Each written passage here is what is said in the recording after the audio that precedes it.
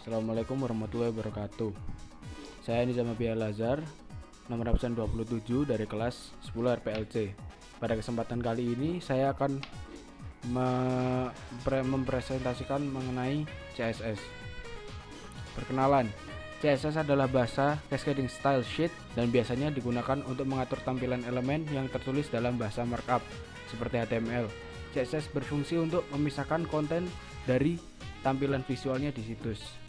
CSS dibuat dan dikembangkan oleh W3C, World Wide Web Consortium, pada tahun 1996 untuk alasan yang sederhana.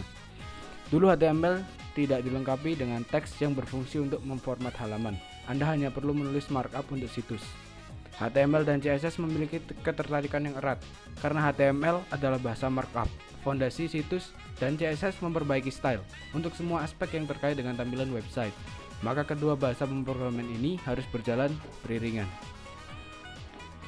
Jenis pertama, internal CSS adalah kode CSS yang ditulis di dalam text style.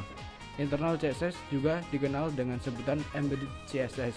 Text style biasanya digunakan di dalam tag head. Bisa juga ditulis di dalam body, namun lebih banyak ditulis di dalam head.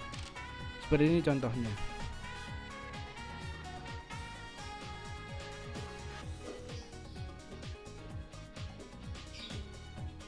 Yang kedua, eksternal. Eksternal CSS adalah kode CSS yang ditulis terpisah dengan kode HTML. Eksternal CSS ditulis di sebuah file khusus berekstensi CSS. Seperti ini contohnya. Untuk menggunakan CSS tersebut di dalam HTML, kita perlu mengimportnya. Ada beberapa cara memasukkan kode CSS dari berkas eksternal. Pertama, menggunakan tag link.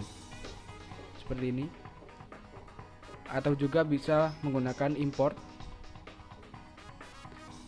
Penulisan pada HTML versi lengkapnya seperti ini. Hasilnya pun akan sama seperti contoh internal CSS karena kode CSS-nya sama, hanya saja berbeda tempat tulisannya. Yang ketiga, inline CSS. Inline CSS adalah kode CSS yang ditulis langsung pada atribut elemen HTML. Setiap elemen HTML memiliki atribut style. Di sanalah inline CSS ditulis. Seperti ini contohnya. Dan ini contoh lengkapnya. Mungkin sekian dari saya. Mohon maaf bila ada kesalahan. Wassalamualaikum warahmatullahi wabarakatuh.